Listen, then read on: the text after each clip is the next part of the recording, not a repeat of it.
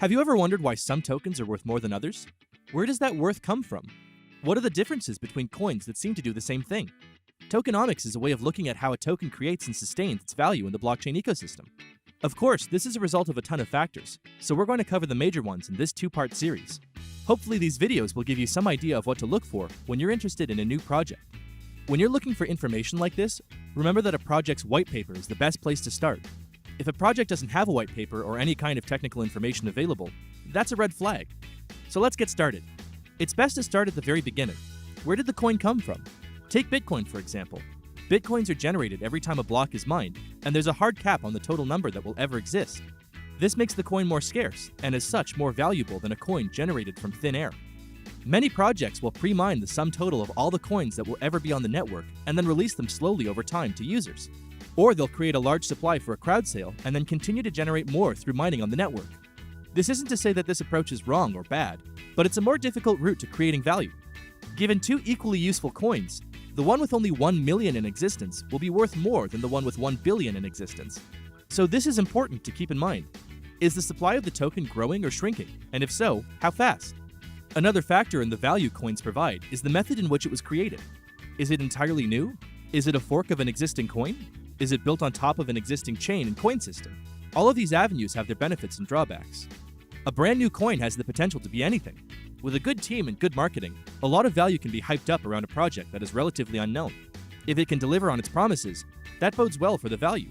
If it can't, it has little safety net to prevent it from zeroing out. Without the community support of a fork or a chain it's being built on, it lives and dies purely on how well it can prove itself. A fork of an existing coin has the benefit of building off of an infrastructure and community that already exists. This can be good if the fork is something the community has wanted for a long time, as it'll gain a lot of users very quickly. But if it's a contentious fork, the new coin could split the community or even be actively attacked by it. These are all important considerations in a coin's value. Few people purchase a coin they dislike. Similarly, a coin built on top of an existing ecosystem like Ethereum can leverage the same community and developer support that a fork might, but without much of the risk of angering the community by splitting it. Your app simply exists on the chain and people can use it if they find it useful. But coins built on coins tend to face a lot of criticism and have a hard time decoupling or growing beyond its parent currency. You're also at the mercy of the chain that you built on. If a major change in the parent chain destroys your project, there's not much you can do. We can see now that how you generate coins and where you generate coins are important to how the market will value them. One more major facet of the valuation is what type of coins you generate. There's a lot of different types here, but we'll look at the big ones. Is the token fungible or non-fungible?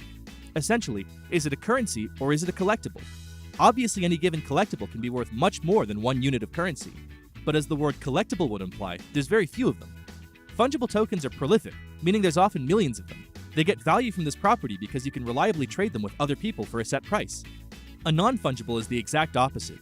It's rare, so its value is much higher, but at the same time, it's only really worth something to the right person.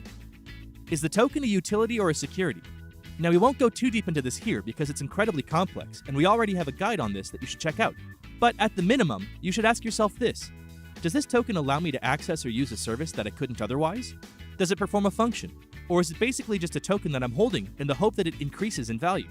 This is one of the many determining factors in what is and isn't a security, and the implications of that determination can have an enormous impact on the value of your token.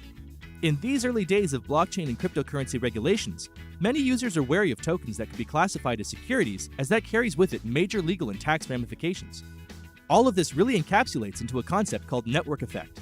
All of these small decisions we've talked about, and more that we'll talk about in the next part, are little pieces of a puzzle that build up incentives and disincentives for users to participate in your network.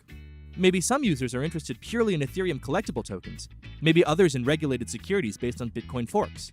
The amount of interested users that you capture directly relates to your network's ability to grow and expand. A network with 3 users on it is easily forgotten or compromised. A network with millions of users is much more difficult to take down, and is likely to grow further as those users talk about it. This is your network effect.